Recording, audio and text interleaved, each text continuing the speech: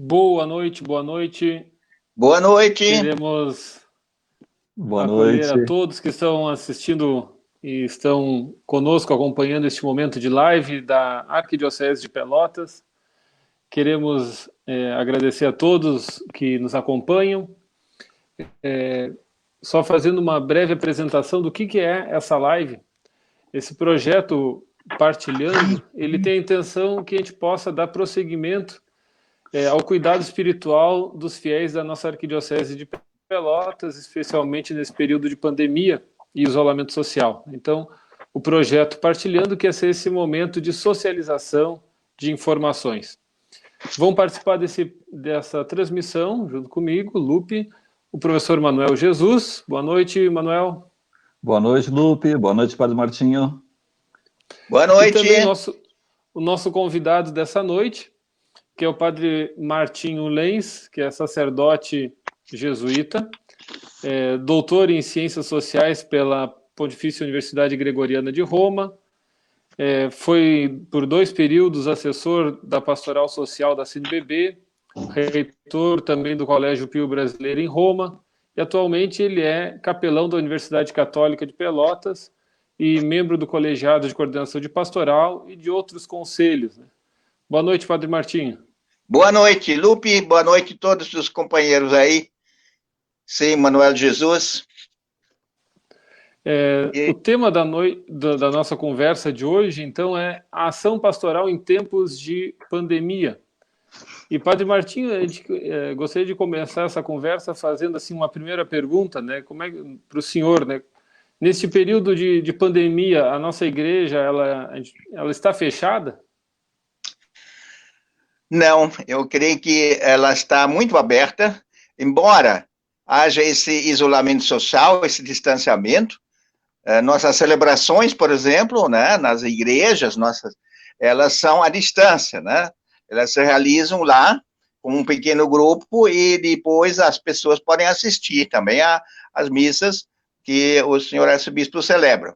Agora, a presença maior da igreja, creio que ela é espiritual, e através das mídias, né? Tem muitas formas que nós temos hoje de nos estar próximos às pessoas, sobretudo aquelas que mais precisam, né, da nossa presença, os idosos, pessoas enfermas, e afinal, todos os que estão nas suas casas também, as famílias que têm suas crianças em casa, né?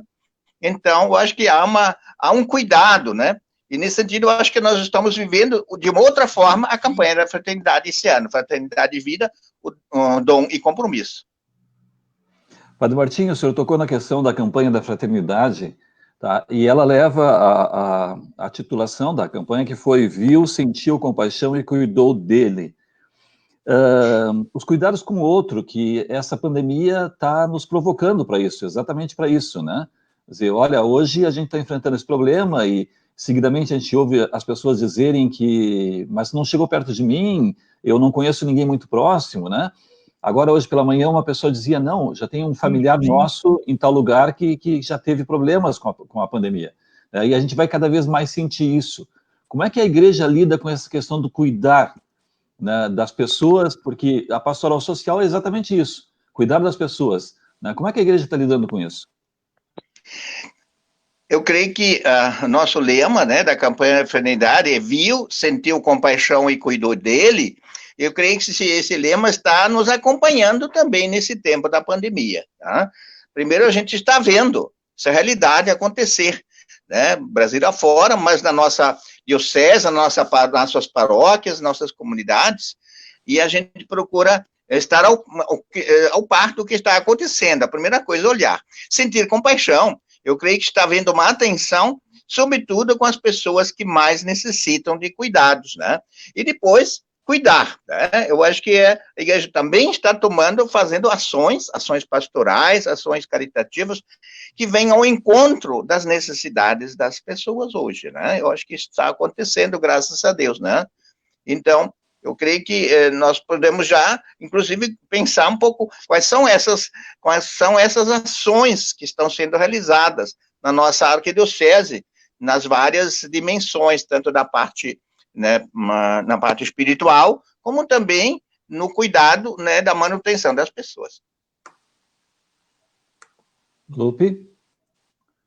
Eu gostaria Sim, de aproveitar então, também para comentar, assim, o pessoal que está nos acompanhando pela live, se puder nos ajudar sim, compartilhando essa live para que mais pessoas também fiquem sabendo que a gente está iniciando essa atividade aqui, né? Que vai acontecer sempre nas quartas-feiras. Então, a gente pode ir se preparando para, já que não podemos estar juntos, pelo menos a gente vai partilhando essas ideias, né, ações que estão acontecendo na arquidiocese e nesse formato de conversa. Padre Martinho, o senhor é um sim, jesuíta, né? E a sim, gente, eu acessei ontem um site da Unicinos, né? O Instituto Humanitas, né? E eles tinham um artigo lá e tratavam da questão presencial. Quer dizer, como é que o senhor vê essa questão? Por exemplo, a igreja agora está cingida, como o senhor disse, a questão das transmissões online, né? Em função de que, por exemplo, o senhor arcebispo transmite uma celebração online, muitas paróquias estão fazendo essas transmissões, não somente de missas, mas também de terços, de adorações e assim por diante, né? Bom, essa não é uma questão presencial, a igreja não lidava com isso, né? De ter essa questão do intermediário através da internet, né? As pessoas estão ficando em casa e não tem essa questão presencial. Como é que a igreja vê isso, assim? Porque alguns dizem, não, quando o pessoal puder ir para a rua, vai sair todo mundo correndo para as igrejas, né? Eu não sei, eu não consigo ver muito isso, né? Acho que o pessoal muitas vezes, como é que é? A dor ensina a gemer, né? Muitas vezes a dor ensina a gemer e vai precisar gemer mais para poder assim se ajoelhar, né? Quanto necessário. O que o senhor acha?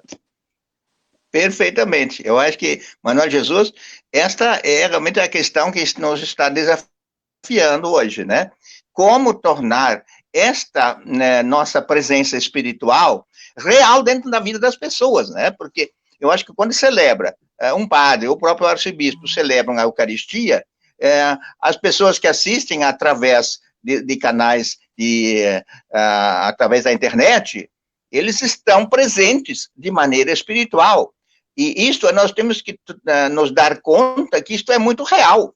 Jesus é divino, Jesus é espiritualizado. Se nós pensamos na Eucaristia, ele está presente, sim, na Santa Hóstia, está presente nas celebrações, mas está presente também, de maneira espiritual, no coração de todas as pessoas que, por exemplo, desejam recebê-lo. Não podem recebê-lo sacramentalmente, através da Eucaristia, da comunhão, mas podem fazer a comunhão espiritual. E ela é muito real. Ela é é o Cristo verdadeiro que chega às pessoas. E isso se procura, então, motivar nas pessoas.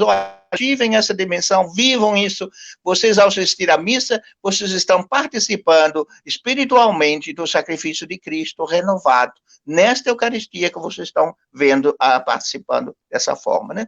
Claro que nós gostaríamos de ter a presença das outras pessoas, de poder receber a comunhão sacramentalmente, mas nesse momento não é possível, né? A não ser em casos muito especiais, os padres estão levando a Santa Comunhão para pessoas isoladas ou pessoas idosas que pedem a comunhão, então se faz isso de uma maneira segura, né? Então, o nosso pároco vai dar umas 8, 10 comunhões, ao domingo ele visita algumas casas que pedem, né, para receber a comunhão sacramental. Aí as pessoas vêm até a porta, alguém da comunidade vem, se a pessoa respectiva não pode, recebe a Santa Comunhão e leva a essa pessoa. Então, isso é possível. Agora, eu creio que como nós não podemos fazer isso para todo mundo, né, então a comunhão espiritual é a nossa possibilidade real de ter Jesus na nossa vida, nem de comungá-lo, de participar da Eucaristia também espiritualmente, né?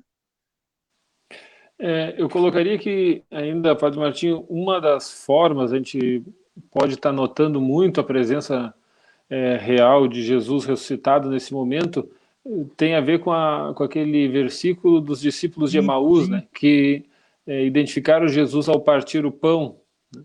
Nós temos notado e visto aí inúmeras iniciativas dentro da igreja e fora, né, de ações sociais, né, de muitos gestos de caridade e dando resposta a uma necessidade emergente que é de famílias que precisam, né?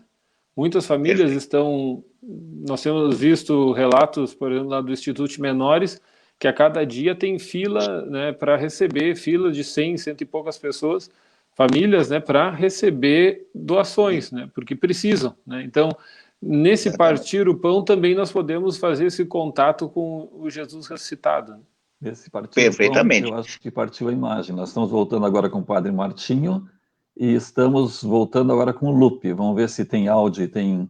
Porque nesses dias de pandemia também teve problema com a internet, né? Nós estamos tendo problema de sinal em diversos lugares da cidade, assim, diminuiu a qualidade, né? Mas eu acho que nós voltamos agora com os 3? Com os 2? Eu estou ouvindo bem. Padre Martinho? Eu estou ouvindo também. Ótimo. Sim, então estou ouvindo, estou vendo. O senhor ouviu a pergunta do Lupe? Que eu acho que a minha está mais instável. Eu acho que essa é uma pergunta muito pertinente, porque além desse cuidado na parte espiritual, que as pessoas têm essa dimensão e desejam muito a comunhão com o Cristo, esta comunhão deve ser também real aos nossos irmãos, sobretudo os que necessitam. Por exemplo, a dimensão de isolamento e até de angústia que algumas pessoas passam. E também a parte material, de não terem, digamos, de precisarem da assistência, né, de cestas básicas ou de outras formas de ajuda. E isso, felizmente, né, está acontecendo. Praticamente todas as paróquias têm um serviço, né, de ajuda de distribuição de cestas básicas. Né? Eu vou citar o exemplo da nossa paróquia de Nossa Senhora de Fátima.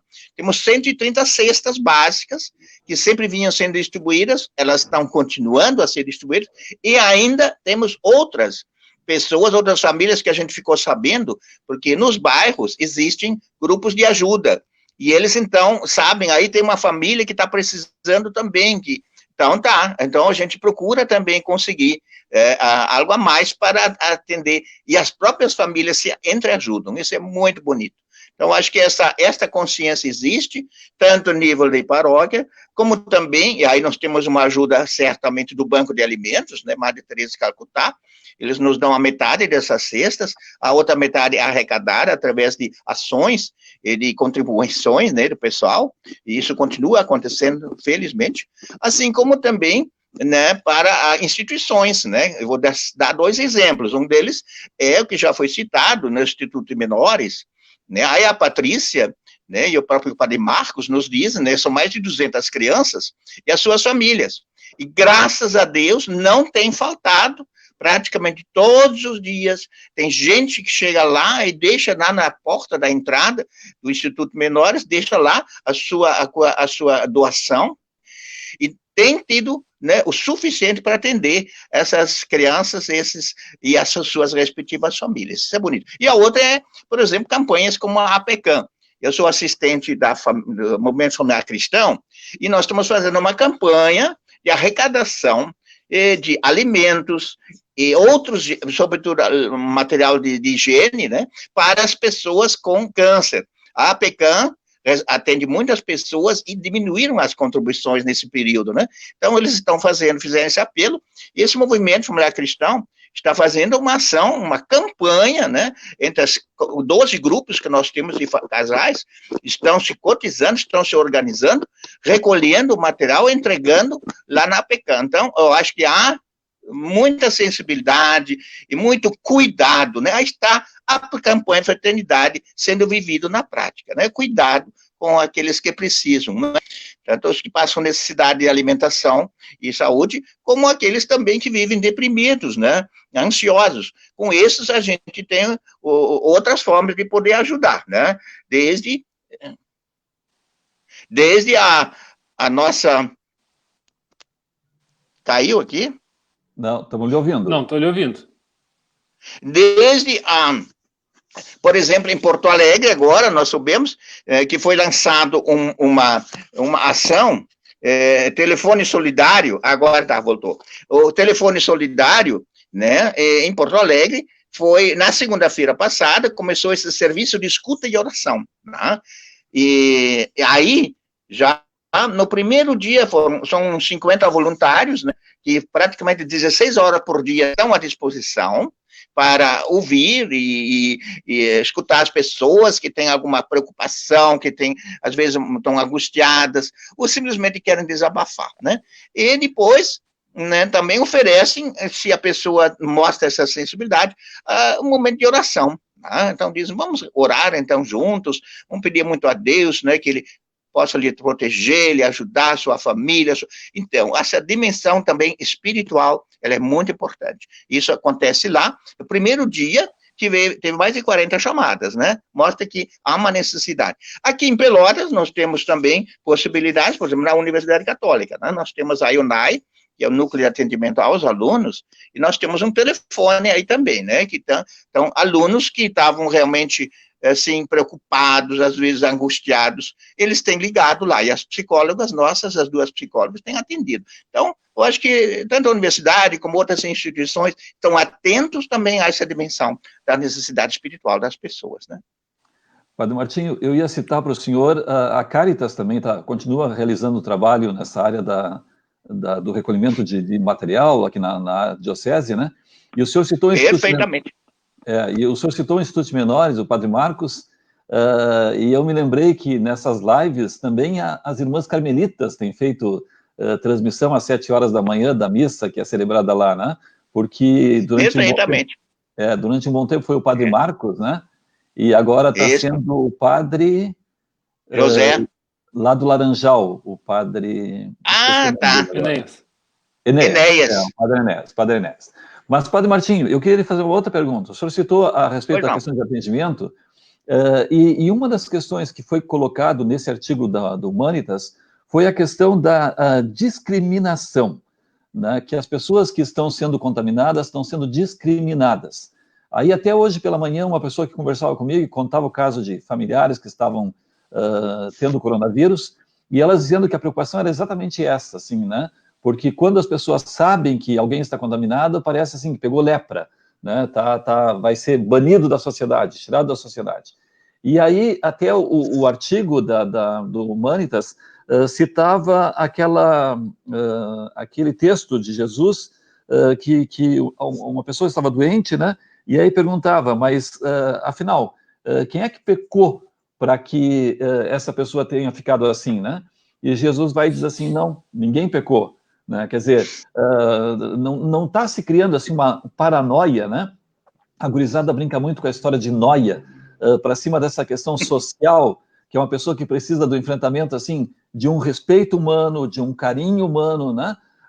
A gente está vendo hoje, né, seguidamente, depoimentos de pessoas mais idosas e doentes que estão ficando à margem, praticamente, porque estão tendo que ficar em casa.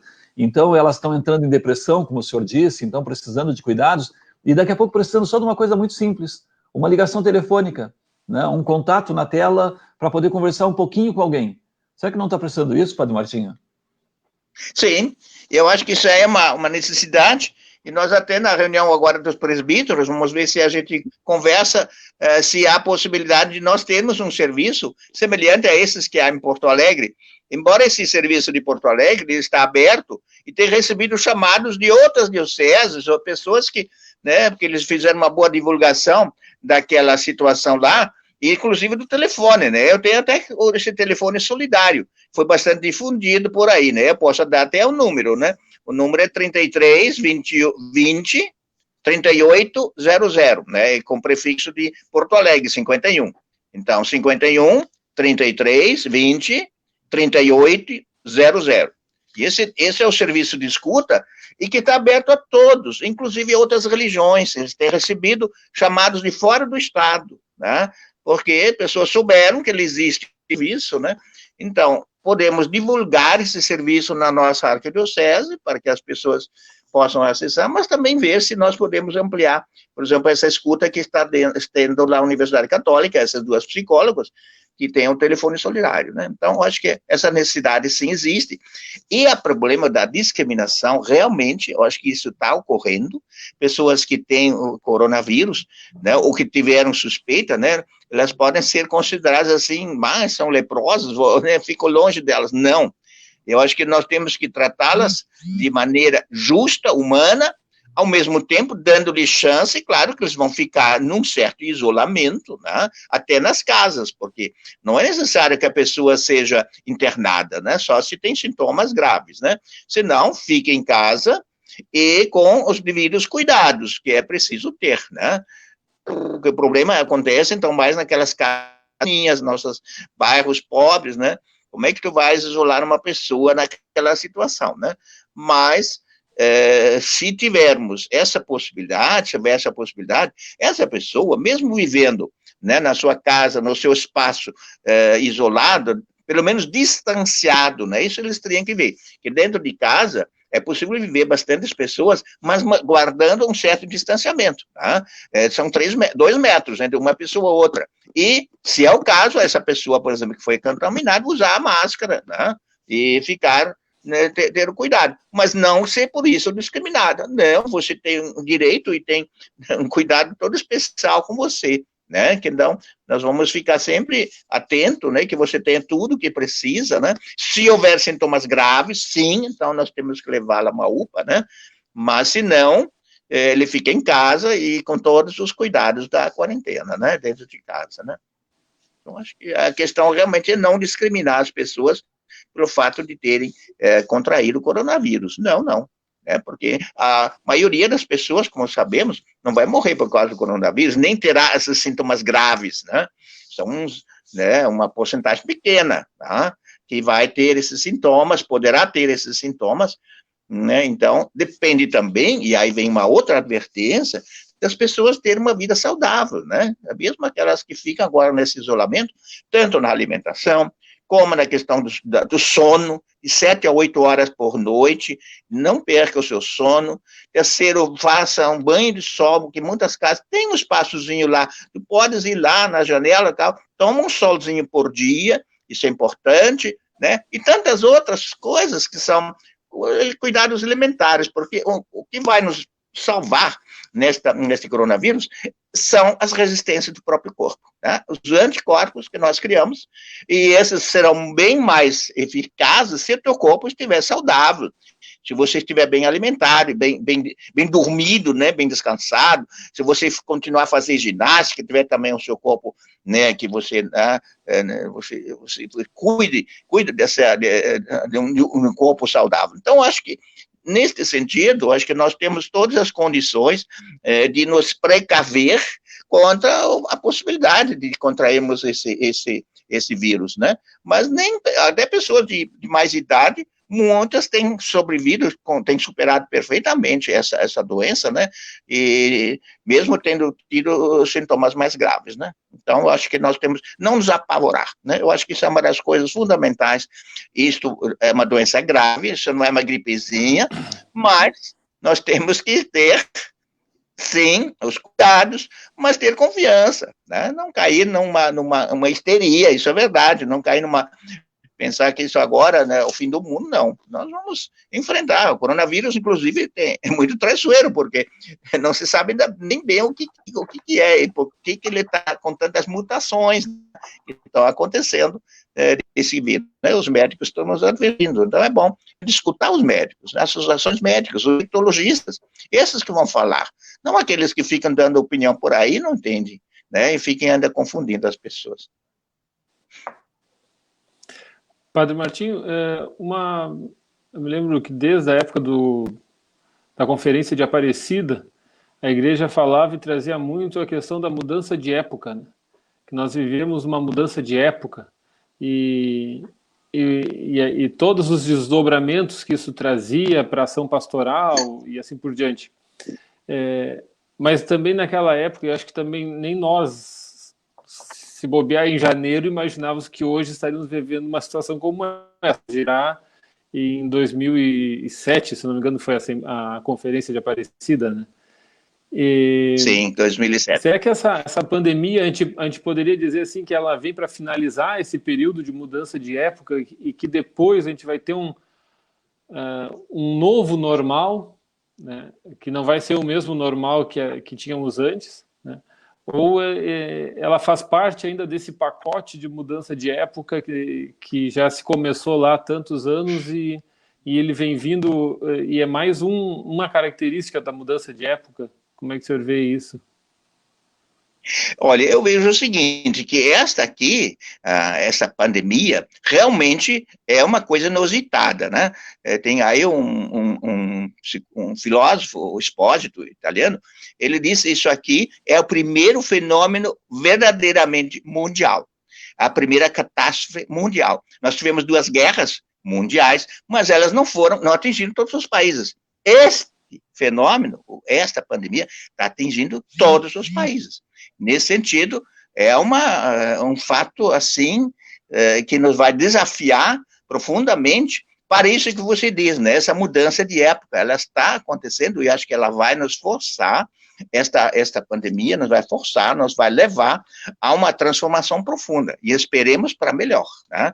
Que nós saiamos dessa crise tendo feito alguns aprendizados, né? Aí os nossos psicólogos, por exemplo, eles nos advertem, né? Eu até ontem escutava ainda a doutora Maria Tereza, uma psicóloga, né? Ele dizia, nós temos que aprender, né, a fazer um grande aprendizado, né, desta crise, dessa pandemia. Tá? Então, né, a primeira coisa que nós temos que fazer, né, é, por exemplo, não aprender juntos, é a fazer juntos. Agora as famílias estão aí em casa, né, com as famílias, às vezes com crianças pequenas e tal. Então ela diz, olha, é preciso, então, você criar realmente em família, né, uma forma de você conviver aprendendo uns dos outros e fazendo juntos, fazer juntos. Então, a criança, ou então os homens, é convidado, vamos fazer limpeza aqui juntos. Então, realmente, envolver todos que estão lá. Os pais não precisam estar sempre em cima. Os filhos também podem ter momentos aí que eles estão ocupados com as suas coisas, mas ter momentos de, bom, agora vamos fazer isso aqui, um joguinho, né, todos juntos. Então, ter realmente essa criatividade, né, de dentro da atual situação, aprendermos a sermos mais solidários, né, a nos acolhermos melhor, a nos conhecermos melhor, né? E depois, claro, temos que pensar na sustentabilidade do meio ambiente. Nós estamos vivendo, nós entramos nessa semana dos 5 anos da Laudato Si, né, foi lançado pelo Papa, e lançado também no Brasil, na CNBB. Vamos comemorar no dia 24 desse mês, 5 anos do lançamento da encíclica sobre o meio ambiente, sobre a nossa casa comum. Tá? Então, eu acho que nós temos que aprender a cuidar melhor dessa casa comum. E esse desafio, né, essa crise, nos leva realmente a olhar em que é que nós erramos também, né? Porque uma pandemia dessas não é grátis, não é gratuita, né? Se nós andamos assim depredando e descuidando a natureza, né, um vírus tem muito mais possibilidade de ser agressivo e de causar grandes estragos, né? Então, nós temos que sair desta pandemia, primeiro com uma nova forma de convivência, né, que nós temos que reaprender a conviver como pessoas, como famílias, como comunidade, cuidando muito mais uns dos outros, né, mais atenção, e não nesse individualismo que o nosso sistema favorece muito, né. E segundo, aprendendo também a cuidar da natureza, do meio ambiente, de tudo isso que são as riquezas, o dom de Deus, que é a natureza, os recursos naturais, né, tudo isso que nos é proporcionado, né, para ser a nossa casa comum, né? Essa expressão é muito rica, é muito bonita, né? Essa é a casa em que nós todos estamos vivendo. Temos que nos cuidar uns dos outros, cuidando bem do meu bairro, né, da minha rua, né, e das árvores que tem aí, etc., não jogando lixo, todas essas coisas, temos que reaprender, e de uma maneira nova, né, a cuidar, né, a sermos cuidadosos. Então, essa campanha de fraternidade também vem muito bem, mais uma vez nos provocando, né, a sermos cuidadosos com o meio ambiente.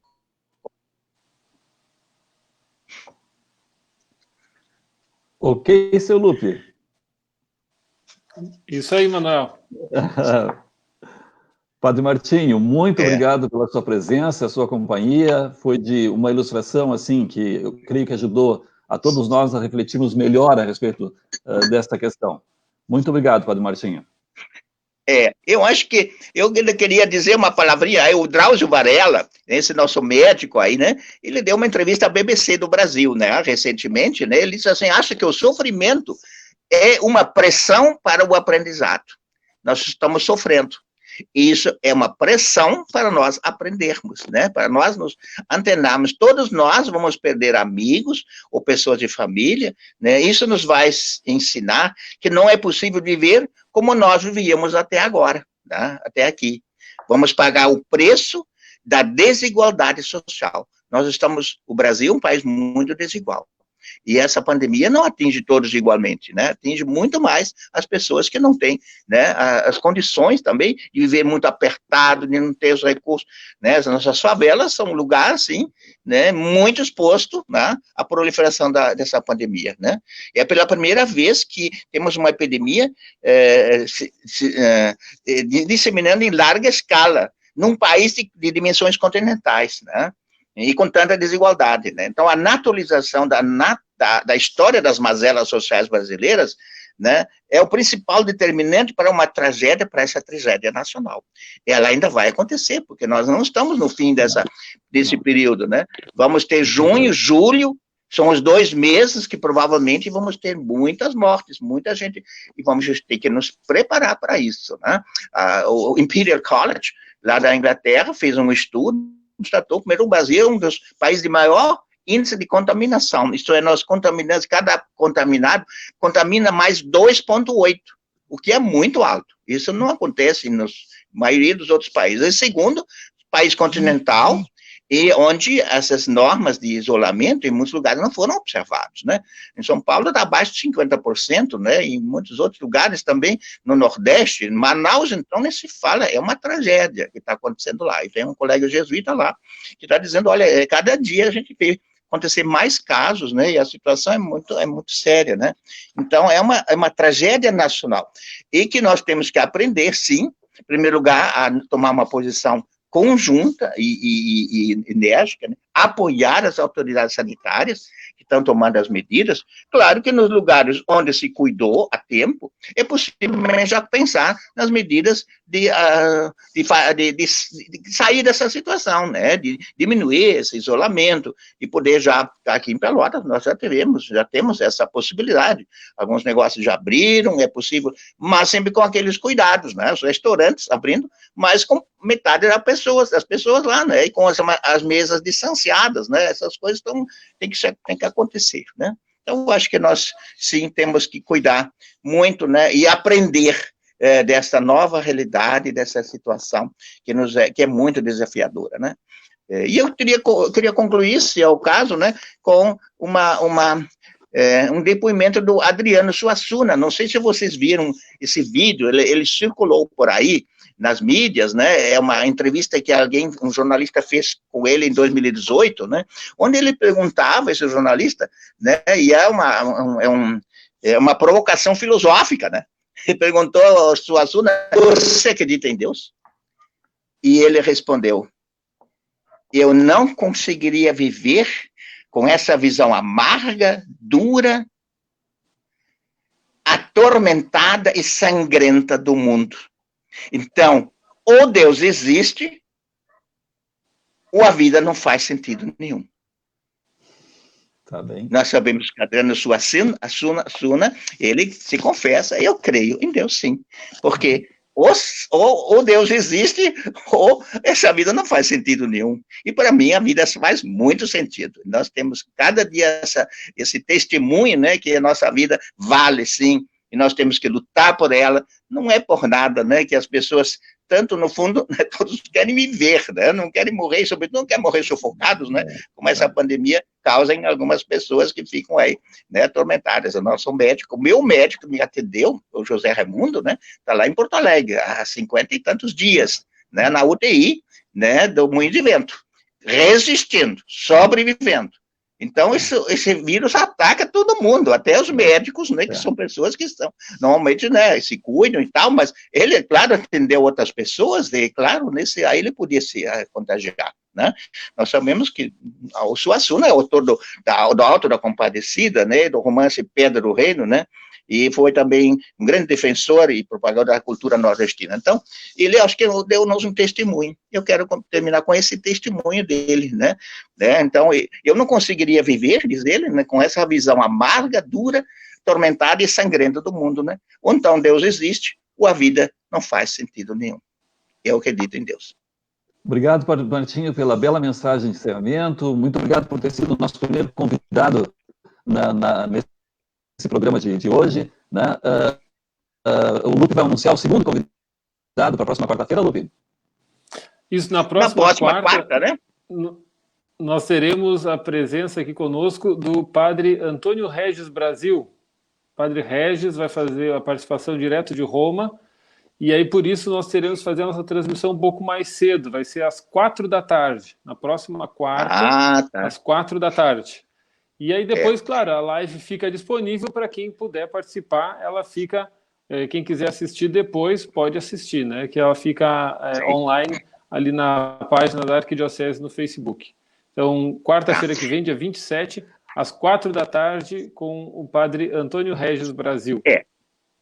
E eu gostaria ainda de dizer uma palavrinha, lembrando nosso padre Adolfo Nicolás, né? Nós temos o nosso Geraldo, jesuítas, que foi Geraldo por 8 anos, faleceu hoje em Tóquio, né? Aos 84 anos de idade, o padre Adolfo Nicolás. Então, eu quero fazer a memória dele. Ele nos exortava, os jesuítas, a não vivermos superficialmente, a não sermos distraídos. Vamos, sim, não ser distraídos todos nós, distraídos. Vamos pensar no que nos toca e viver segundo esses princípios e os desafios que nos são colocados na vida. Padre Adolfo Nicolás, Deus o tenha na sua glória. Obrigado, Padre Martinho. Eu agradeço ao Padre Martinho, agradeço ao Lupe. Nós combinamos que o Lupe faria a abertura e eu faria o encerramento.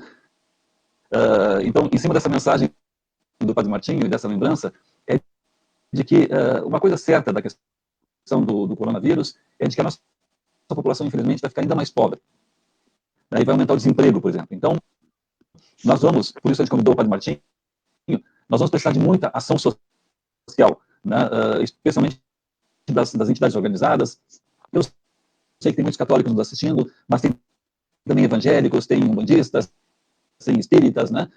Todas as pessoas que participam de alguma atividade organizada vão precisar fazer alguma atividade para poder ajudar a população. Né? Como disse o Padre Martinho, nós temos junho e julho ainda, mas possivelmente aqui no Sul a gente tem ainda agosto, ainda como meses, né, de disseminação do coronavírus, porque são meses frios, então se propicia, né, para a questão da multiplicação do vírus. Quem ouve o noticiário já ouviu que na China, por exemplo, que foi onde surgiu a pandemia, né, agora está vindo uma segunda onda, né, uma segunda leva. Tá, isso é preocupante. Então, todos têm que se cuidar. Né? Aquela história, olha. Perfeitamente. Se 1, 2, 3 não se cuidando, não é só 1, 2, 3, tem que todo mundo se cuidar. E quem não for se cuidar, a gente vai ter que avisar, vai ter que dizer, olha, chamar atenção, né? Dar uma prensa, literalmente, para que as pessoas se comportem, porque não é uma questão somente de agir bem ou mal, é uma questão de preservar até a população. Então, vamos fazer isso. Né? Na próxima quarta, como disse o Lupe, nós vamos entrevistar mais Obrigado, cedo, Manuel Jesus. Tá, muito obrigado, Manuel Jesus, obrigado, Lupe, e obrigado a todos os ouvintes, espectadores. Muito obrigado, um grande abraço. Deus os acompanhe. Obrigado, Padre Martinho. Obrigado a todos que nos acompanharam. Né? Foi a primeira experiência. Então, mandem mensagem para o Lupe para nos dizer como é que nós fomos, como é que foi a transmissão. Né? A gente vai fazer outras, porque o nosso intuito é dar elementos para que você possa refletir, né, até nesse momento, especialmente nesse momento de pandemia. Né? Depois a gente pretende continuar com o programa com outras orientações da própria Igreja Católica, dos próprios cristãos e até questões sociais. Então, aguarde por nós. Deus te abençoe, Deus nos abençoe. Até a próxima. Até a próxima, obrigado.